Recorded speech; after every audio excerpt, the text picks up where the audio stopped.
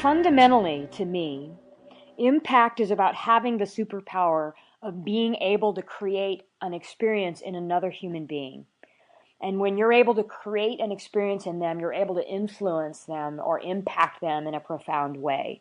And so having that superpower is impact. And for me, it's about not just doing it to be successful, but doing it to be significant in the world. So I often talk about the idea of going from success to significance in your life, such that what you're up to in the world is more than just adding another dollar to your bank account, or even just creating a lifestyle that's comfortable, but it's about creating a difference in the world that other people can feel, where you don't leave the future unscathed by your presence, is another way I've said it.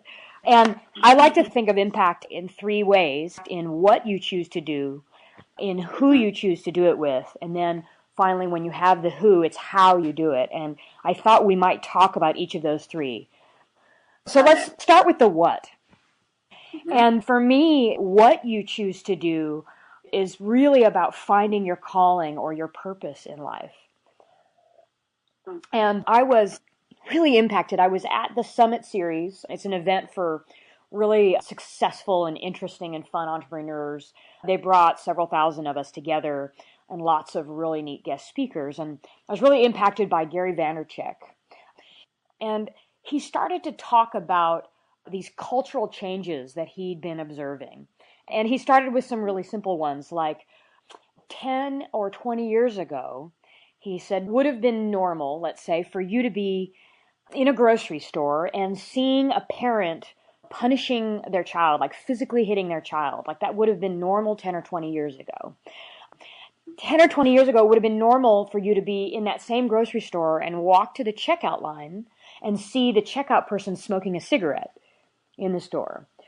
And then 10 or 20 years ago, it would have been also normal for you to be driving home from that grocery store and be seeing people chucking garbage out the window onto the street. Now, although these things aren't impossible to see today, it's just not normal. It would be somewhat absurd to see these things today.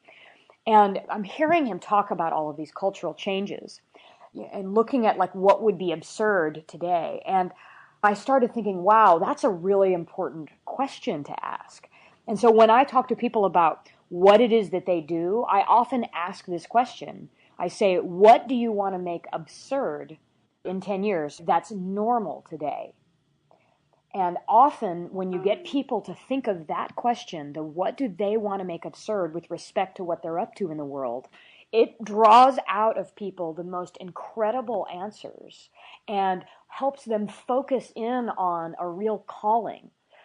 And when you have a calling and what you do is aligned with that calling, aligned with what you want to make absurd in 10 years that's normal today, then that's part of what gives you the energy and the firepower to keep going, because it's not just a transactional thing you're up to day to day. It's this larger vision, a vision that's bigger than you, that you're a big part of, a big voice in, that's fueling you forward. And I think of it also like this. What I have noticed about the people that are most successful in life, and especially in business, is they've literally merged their very identity with what it is that they do in life. So it isn't like the thing that they do from 9 to 5 when they're in their office or at their job, whatever that might look like. It just is who they are and what they do, such that if you get into a conversation with them, it comes up. It's in how they interact with their friends. It's in how they interact at the Starbucks line, in the grocery line. It's part of who they are. And when you've merged your identity, it doesn't matter when things go off track, because you know it's part of who you are. You don't get sidetracked. It's like, oh, something didn't happen on time. You didn't get the customer you thought you would. Doesn't matter. You know you're going that direction. Just keeps people on track. And I've noticed the biggest and best entrepreneurs have that sense of a calling, and they're merged with it. I think of it metaphorically like this. I like to distinguish a business owner, someone who has a business, and an entrepreneur like this. Imagine the business owner and the entrepreneur that's merged their identity, walking down a riverbank. And as they walk down the riverbank, they're walking and they look across and they see this beautiful Eden, this amazing place on the other side of the river. Now, both of them are going to see opportunity over there. Both of them are going to see the value of creating a bridge to get across. So that isn't what's different about someone who just simply has a business, owns a business, and a true entrepreneur with a calling. Where the difference lies is in what happens next. So a business owner, in seeing the opportunity on the other side, will do something like this. They'll start to create a plan. They'll start to look and get architects. They'll start to look and source for building materials. And they'll have kind of the whole thing planned out and begin a whole process to create this bridge. That seems pretty logical and a normal way of going about it.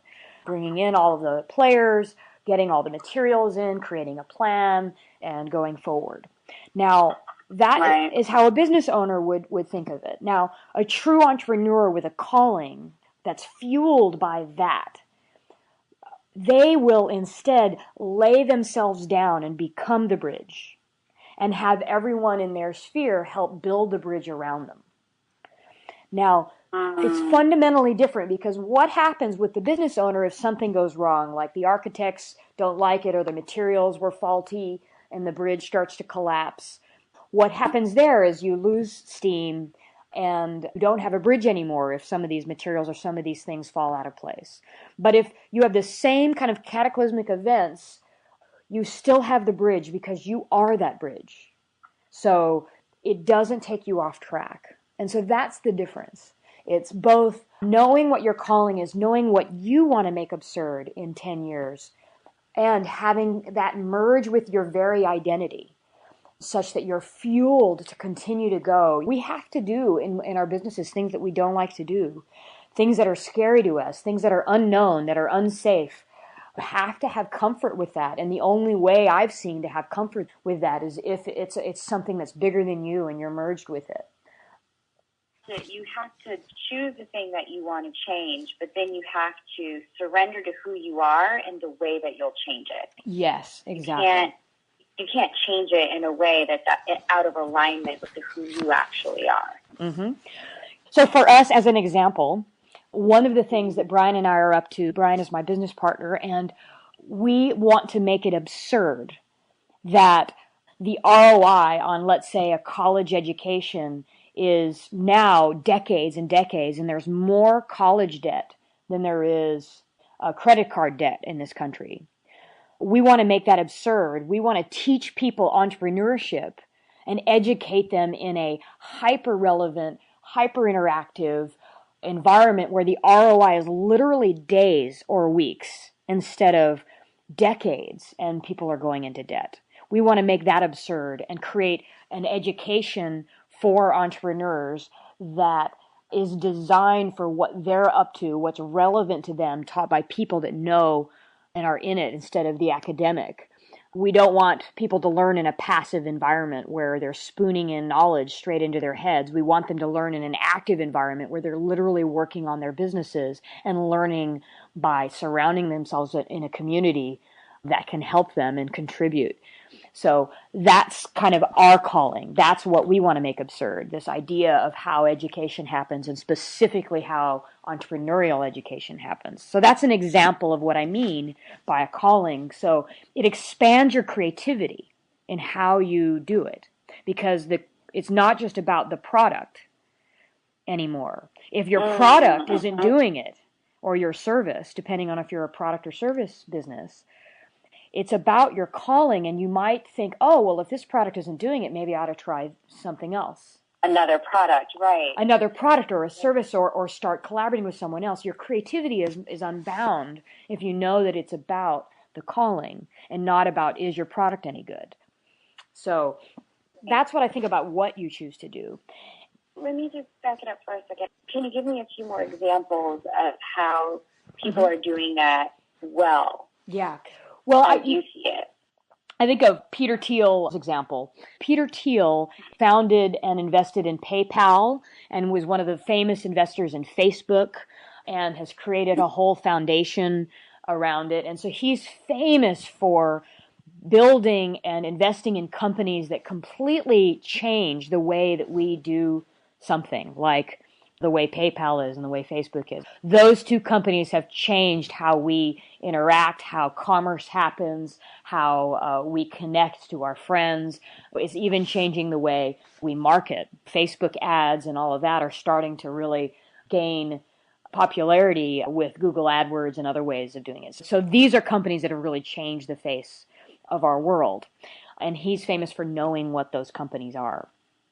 What he said was, if you want to have a Facebook style company or a PayPal style company, instead of, let's say, an app that has maybe a couple hundred people downloading it, you want to create a company around something that you think is true, that everyone else thinks is false, or something you think is false that everyone else thinks is true. Like those big ideas.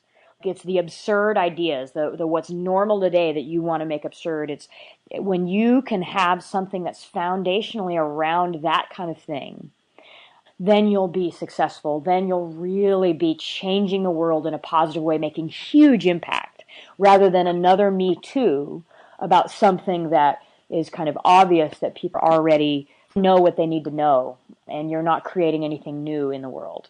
So to me, impact is about having that thing you want to make absurd, having something that you know is false that everyone else thinks is true, or vice versa. Maybe it's in branding. Maybe there's a counterintuitive concept, Kristen, that you want people to know about branding that they think is the way it works, and you want them to realize that it's going to be absurd that people think of branding that way.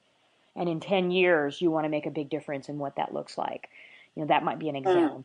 So when I think of the personality part, because there are a lot of people with a calling, but I think, and many people with the same calling. Yes. But the thing that I'm really taking away from this is that you have to merge your identity with your calling. Absolutely. So while there are a lot of business coaches out there, the way, for example, Marie Forleo does business coaching is she has merged it with her identity around loving to be on camera, loving hip-hop, loving dance, and really infusing pop culture into her work.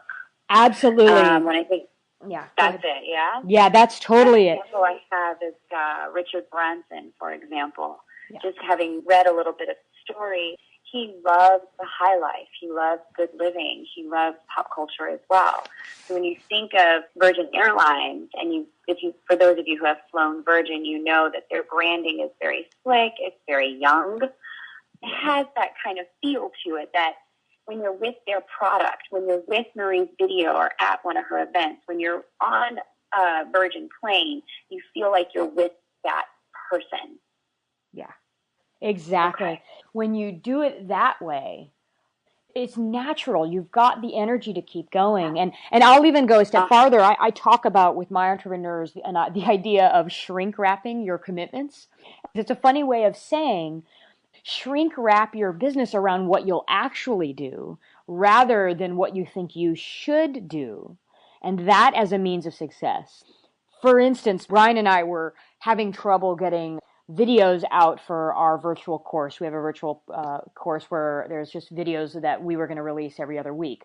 And we were finding that whole process so difficult. It was taking us forever, and we kept putting it off and going down and scripting our videos, and was taking days and days and days, and then cutting them and editing them, and it was just a mess. And we realized that we could shrink wrap our commitments around what we love to do, what's actually natural for us. And what was natural for us would just be to have a coaching call with someone and then use them and our interaction with them to literally create the resource for us. Because we found that when we were in front of another person, it brought out our brilliance.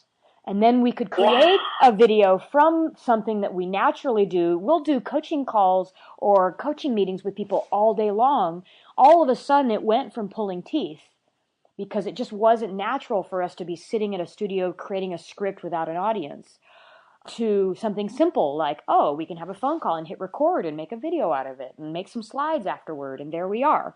So this is the concept of shrink wrapping around who you really are, merging your identity such that you're not always pushing yourself uphill. So that's part of it. It's not even just your personality. It's also like looking at what you'll actually do and aligning your business around that.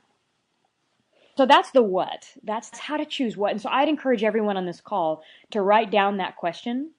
What do you want to make absurd in 10 years that's normal today? And see if it aligns with what you're already doing, and how you might talk about it, and how you might take a step to make whatever business you're running one step closer to whatever that calling is. If it's not already like a bullseye, like what's one or two things you can take to get your business to feel more like your calling? And I guarantee you'll be more inspired. Excellent. So in order to have impact, who you play with is important. And what we've noticed in people that are really successful is they play a high stakes game.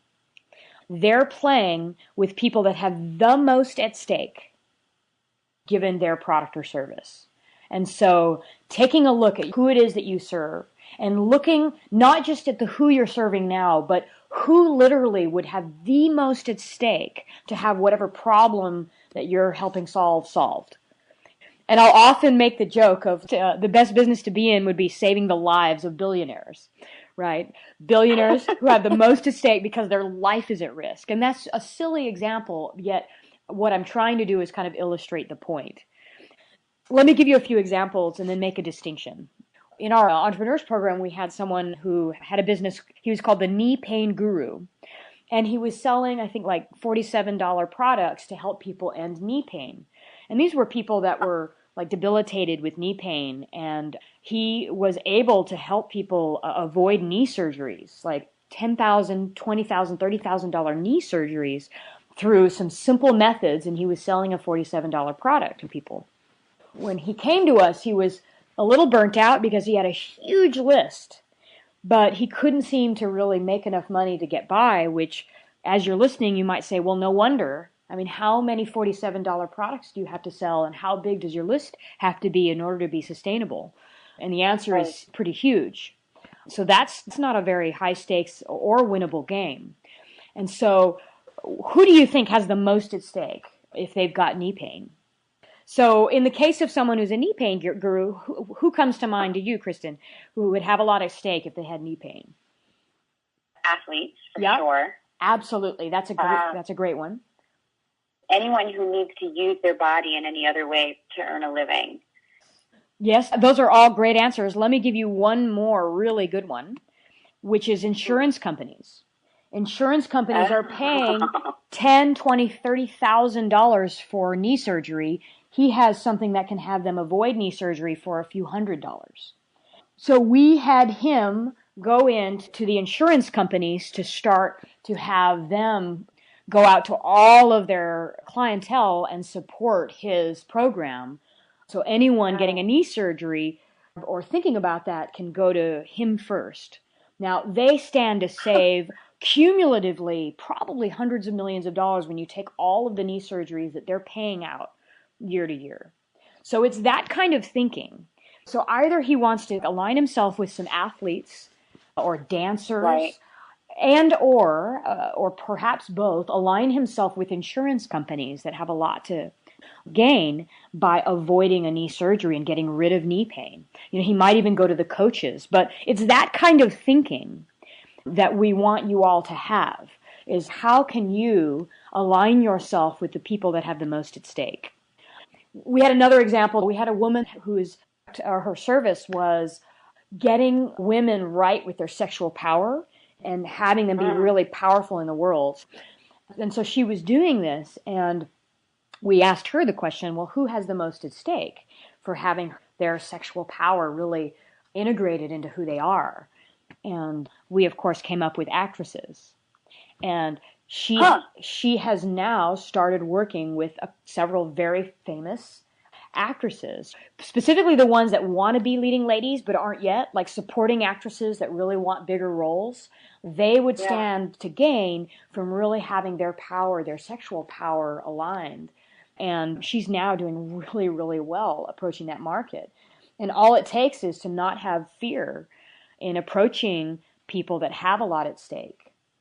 And for those of you that might be thinking, gosh, well, the people in my industry that have the most at stake, maybe I don't have enough credibility, or maybe I won't be able to help them, or maybe I'd be scared that, they'd want a refund. Or my experience is that people that have more at stake are way easier to help.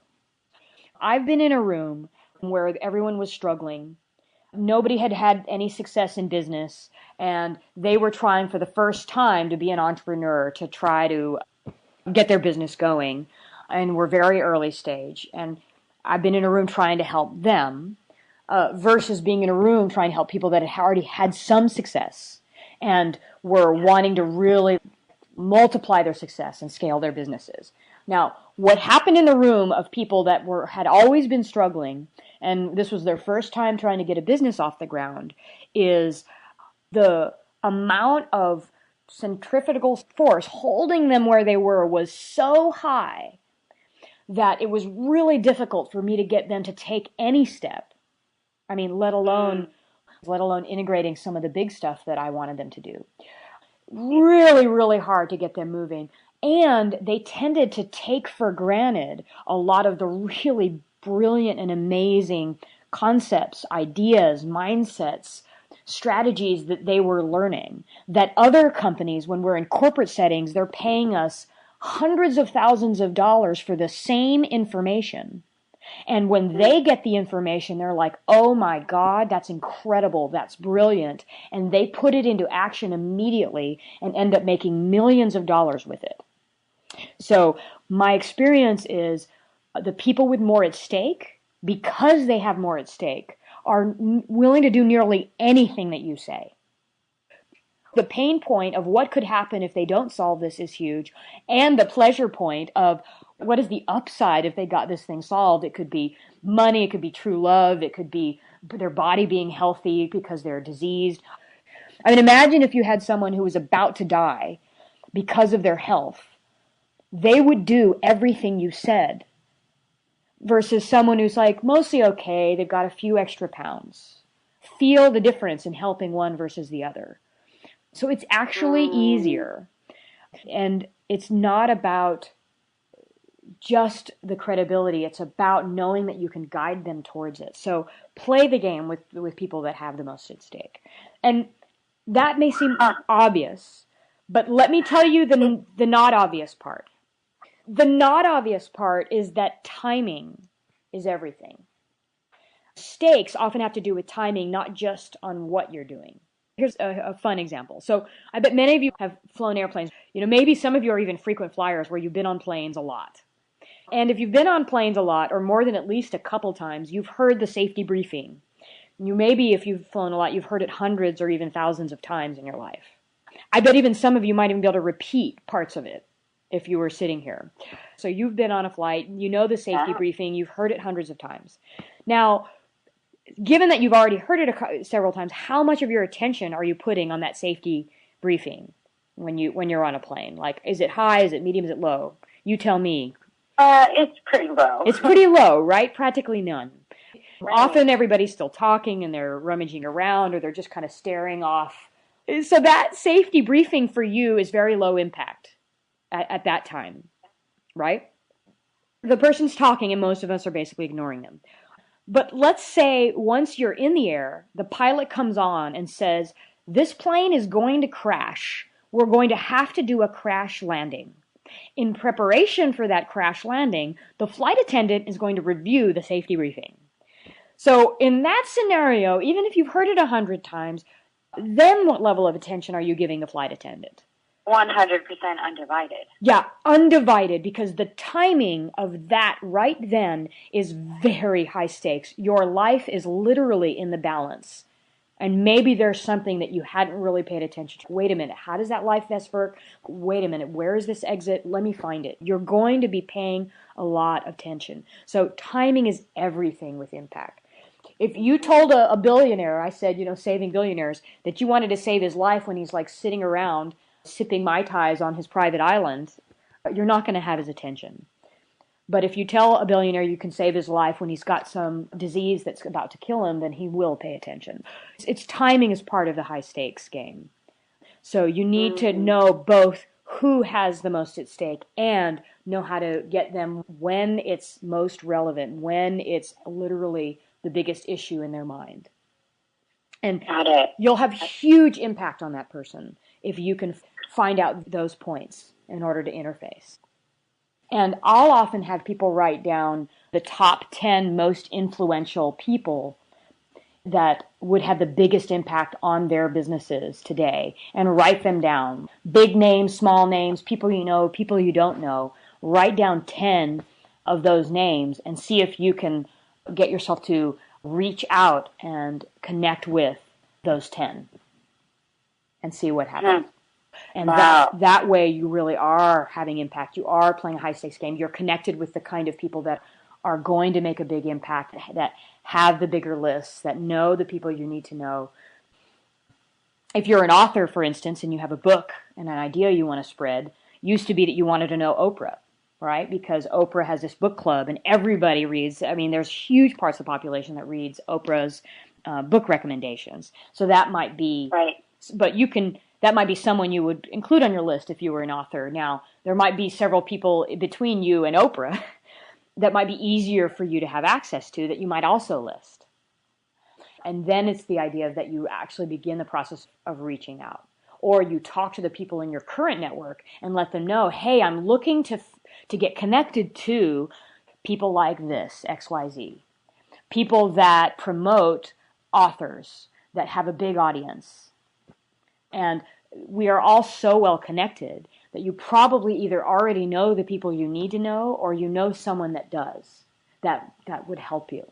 And so having an impact is in reaching out to those people that have a lot at stake, reaching out to those people that are connectors in our lives. And so I'd write down 10 of these names and see how many of these 10 you can actually reach out to and connect with. And you're speaking specifically about 10 people for whom what you're selling is high stakes. Yep. And 10 people for whom, in your world, they just happen to be connectors. It could be either or. Yeah, either or, and there'll probably be overlap. If they're connectors in your industry, they might have a lot at stake because the people that they have in their list would really benefit from what you've got.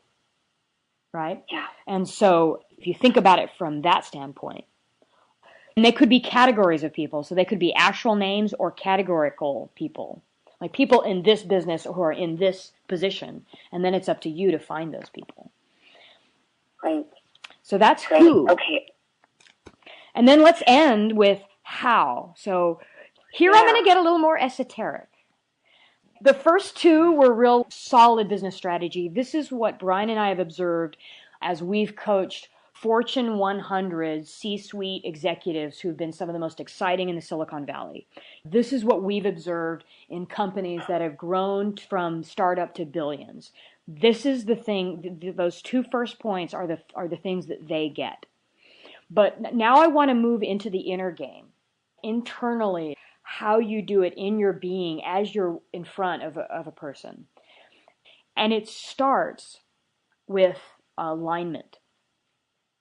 If you think of your power or your influence as alignment, in other words, we are all a conflagration of parts, right? We have parts of us that are young, petulant children. We have parts of us that are wise. We have parts of us that are calm. We have parts that are bitchy. We have parts of us that are all sorts of different ways. We've got the sexy, fun parts. We've got the really serious parts. So we're a conflagration of an incredible vast array of parts inside of us. And power is about having all of those parts aligned in one direction, which is in the direction of the way that you want to influence the person in front of you or the people in front of you if you're in front of groups. Now, I want to talk a little bit more about that kind of alignment. Because as you have your parts aligned, it's like these vectors are additive.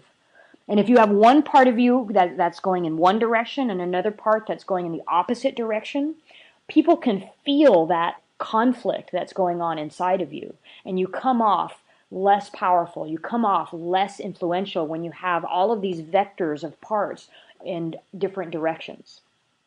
Can you give an illustration of what that might mean if somebody has vectors going in different directions? Yeah, exactly. So it's like the person who's talking about their product or service. They want you to buy it, but they don't really believe it's very good, or they're not sure they can really help you. So you're hearing their words saying, you should really buy my product, it's really great. But what you're feeling intuitively is, I don't know if I believe they can really help me. And you may not even assign it to them. You may not even know that it's their conflict that you're feeling, but it is. So that's what it looks like. If you don't believe about your product or service that every qualified person should have what you have to offer, then you're not fully aligned around what you do. That's a really important mindset, what I just said, that you should believe that every qualified person, qualified meaning they're a match. You're not going to sell tanning lotion to an Eskimo, you know. If they're a match, if they're a qualified person, you should believe about your product or service that every qualified person should have it. That's an example of being aligned. And you can feel that in a person, and you can feel it when someone's trying to sell you, for instance, because you'll be starting to question their credibility. You'll start to question, well, can they do it? And you'll get questions like, well, what's your experience? And who have you worked with before? And do you have any success stories? All of these are indications that you're not fully congruent, because they're not all the way with you. They're not believing your words. And it's probably because you aren't. So that's a piece of it. Now, let me say a little more, because I get walked up to a lot, and people say, God, Jennifer, you're so powerful. What is it? And I'll tell you, it's two other pieces of alignment that I have going very deliberately. One is my masculine and feminine. So I am very right with and balanced around both my masculine and my feminine. And I can speak through both of those at the same time. So people both get the feeling that I am strong, I am goal-oriented, I'm results-oriented, I'm going to help them get where they want to go. And they feel my feminine in my ability to listen to them, understand them, and get who they are and where they're coming from. And those are kind of masculine and feminine properties. And I think you really need to have both. And when someone is way too masculine or way too feminine, we distrust it. Like someone who's all about the goal, all about the end result, but you feel like they don't care about you and they don't have compassion for you and can't even listen to you, it just doesn't feel good. And if they're all the way in the realm of feminine, and you feel like they're listening to you, they're hearing you, you love them, it's like you just want to climb in their lap because they just are being beautiful, you wonder at their ability to get shit done. And so you know what I mean? Like, and we've all been in front of both types, right? So I think you really have to presence both of those in your work. And you, of course, express them in the way that's you. You don't have to be a man to have the masculine essence of goal setting and getting things done. You can express that in a feminine way with all of your creativity and all of your individual expression invoked. And you don't have to be feminine and give up your strength, because there are strong models of femininity that are strongly and fiercely loving and compassionate. So it's not about becoming something you're not. It's just about holding that both listening and compassion are important and arriving at the goal and getting the results. And so I have a way of aligning parts, and that, I think, helps me have impact on people. And then I have a last one, which is there's another alignment that I feel like is probably the biggest part in why people think that when I speak or present, I'm powerful. And that is the alignment of the body, heart, and mind when I speak. Here's what that means. If you've heard the idea of the triune brain, the idea that we have a reptilian or lizard brain. This is our old and primitive brain that is instinctual. This is our fight-flight brain. This is our body. All of our instincts in our body are driven by our reptilian brain. That is like a very good symbol of body. And then on top, an evolutionary process that happens as mammals came and birds and higher order animals is we got the limbic brain, which is the feeling brain. And this I have as the heart. This is the brain that is wrapped in emotions. This is the brain that is looking for love and safety and belonging and camaraderie and friendship and tribe. And this is the mammalian or limbic brain. And then evolving on top of that is the cortex, which is the conceptual brain. And this didn't develop until higher order animals and humans. And so if you realize that you have those mechanisms going on in the brain and how you interpret the world, you have your body or your reptilian or lizard brain, you've got your heart, which is your limbic or mammalian brain, and you've got your cortex, which is your mind and conceptual brain. If you can speak with all three in alignment at once, where you're feeling it in your body, like literally all the way in. You'll see it in people that are gesticulating, and you can see they're just in it. They're embodied in what they're saying. And then you move up and you feel something, and that feeling is part of what you're communicating, and it's in your way of speaking. And then you speak your ideas with body, heart, and mind all at once. That way of interacting is so impactful. And what I notice, Kristen, is that most people are walking heads. It's like heads on sticks. Or they're like walking hearts, where it's just this big, messy, chaotic amount of emotion splurging out, but there's no concept, there's no groundedness in the body. And when I see people that are powerful, they get this. They understand that they have to feel it in their body. They have to have an emotion attached to what they're saying so that it's meaningful. And then they have to be clear with the concepts that they're communicating such that they land. And when you can speak with all three to another human, your reptilian brain, your body goes, oh, got it. This person is in their body. This is safe. The heart feels the emotion and goes, oh, yes, I want to feel that. And then the mind can hear the concept and go, yes, it's clear. And you're speaking with all three, and you'll have impact there. And they'll naturally come into alignment if you listen. It's almost like the televangelist. Part of why they're so compelling is because they're so embodied with everything they believe. Yes. So I encourage all of you on this call, learn how to speak from a place that's embodied. Don't just spout facts without feeling what the ramifications of those facts are and have it come through your body and what you're saying such that it's integrated. I find that most people only do this when they're triggered, funny enough. If you watch someone who's really triggered, you're in a fight with someone and you've lost it. So you're angry, you're about to throw things across the room, and you're screaming and blaming them at the top of your lungs about everything that they've ever done wrong. And if you've ever been on the other side of someone who's totally triggered, it's freaking powerful. You want to get out of the way. It's so powerful. It's scary, actually, when people are triggered. And they're doing this. Their body is in it, their heart is in it, and their conceptual mind is working at giving all the stories of how and why it's bad and wrong and why they're bad and wrong, and all of that is online. Well, you can use this also when you're not triggered, when you have a beautiful message, when you're really wanting to impact someone and leave them better than you found them. And you pull all of them online when they see all of you online. So then they open their heart to you, they open their body to you, and they open their mind to you because they are feeling messages coming from all three at once. Think about the things in your life that have been most impactful. Didn't they have all of those things running? The things that you remember? Yeah, right? Absolutely. There was an emotion attached. There was a beautiful thing that you were witnessing. Your body was feeling things, and you might have been thinking things. Those are the things you remember your whole life. They impact you forever. So if you can learn how to have your interactions have that quality, aligning all your parts in one direction, believing everything you say, and then embodying everything you say, then your ability to influence is going to be incredibly high.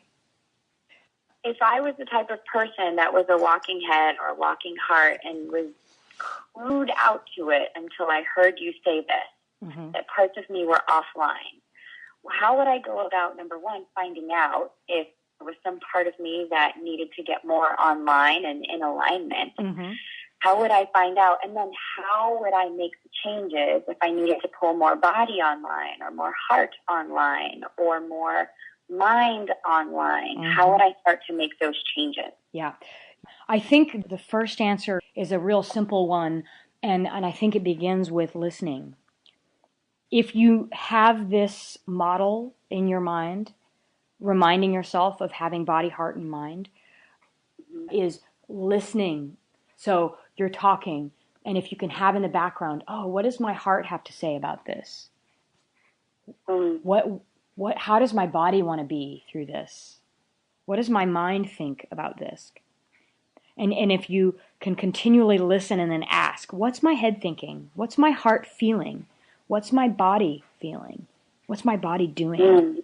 Let them each speak to you. So it's a matter of having more listening. And for many, I would say to pause more often when you speak.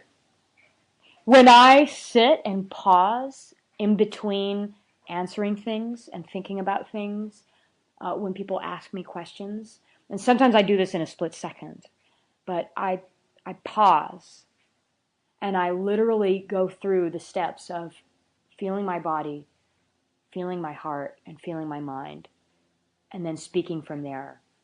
And I imagine that, so once I'm there, then I imagine I'm wanting to create an experience in the person in front of me.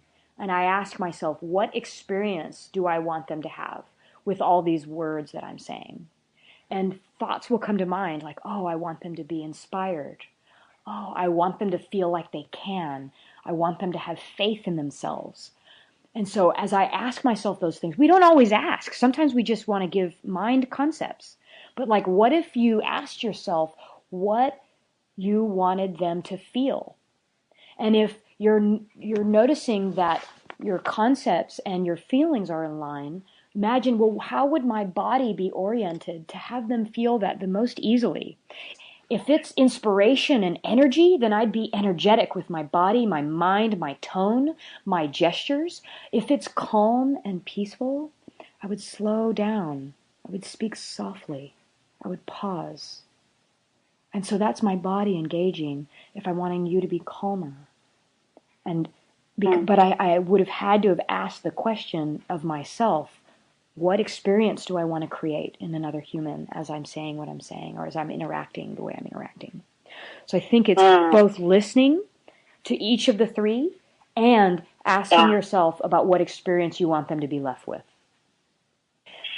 Wow, and that assumes so much. I just want to lay out what the underlying assumptions are in that. Is that, number one, what you're feeling, maybe you're self-conscious or anxious or really excited or really depressed, what you're feeling doesn't matter so much. You can take your attention off of yourself for about 5 minutes and just put it on the other person and what you want them to feel. Yes. That is the cure, by the way. That was brilliant, Kristen. That's the cure for when you're sitting there going, I don't know what to do, I don't know what to say. If that's the self-talk that's going on and the feelings that are going on, it's a clue, oh, my focus is on me. And if you're in that negative loop, I suck, I don't know, all you have to do is put your focus out there on them, and that will change. It's like a little magic formula. So that was so smart. Absolutely. And then think about, what do I want them to feel? What do I want them to think? How do I want their body to be? And how can I arrange myself so they're having that experience? Yeah. It's impactful. Yeah. And then the second assumption that I heard in there is that I, as an individual, have the power to impact another human being ad infinitum under any circumstance, so long as I choose to do so, period. Yes.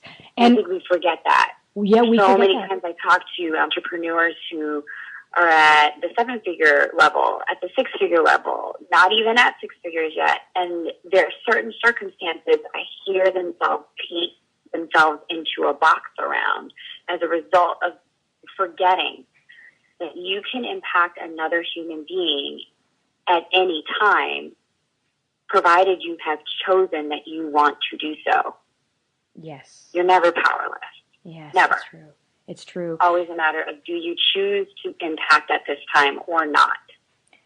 Yes, and power doesn't always look the way people think. Power is more about alignment than bravado, right? So people put a picture of power and they think, oh, so then I have to be loud and energetic and I have to talk a lot. And I mean, if you've ever sat in front of like the Dalai Lama or a monk or Amma, the woman that hugs, they are really powerful beings, and it doesn't look the classic kind of Western culture way. It's all about they're aligned body, heart, and mind. They're aligned in their parts, and they're communicating with their body, heart, and mind exactly what experience they want you to be having, and they're having it themselves. And so that's what power is that you're having it, you're embodying it there, and you're transmitting it to them through you. Yeah. Love that. Jennifer, this has been such a huge gift. Thank you. Oh, it was my pleasure. So I had a ball. Good. This is just kind of a beginning structure that I think will send all of the callers in the right direction. If you look at both what you choose to do, make sure it's both your calling and that your identity is merged with it.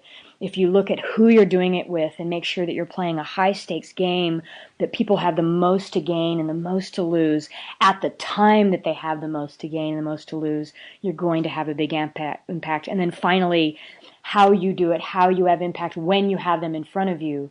You know, align yourself, align your parts, align your masculine and your feminine, align your body, your heart, and your mind, align your thinking, your feeling, and your body, and speak from there as you embody it. And I think if you're doing those things, you're going to be a very powerful and impactful human. And I look forward to seeing how that ripples out. It's exciting. I think it's one of the best reasons to be on the planet is to leave everybody better than you found them. Jennifer, how can people find you if they want to learn more about you? I have a website now. If you want to hear about my musings as I blog and if you want access to some free resources, I'm going to be posting some of my other talks online, access to free events and some of our programs. If you're curious about me or want any part of that, you can go to jennifersrussell.com, and that's Jennifer is JENNIFER. The letter S for my middle name, and then Russell is RUSSELL.com. So JenniferSRussell.com. You can also find me at mindmoneymeaning.com. That's the year-long entrepreneurs programs. That's specific to that program if you want to hear about that.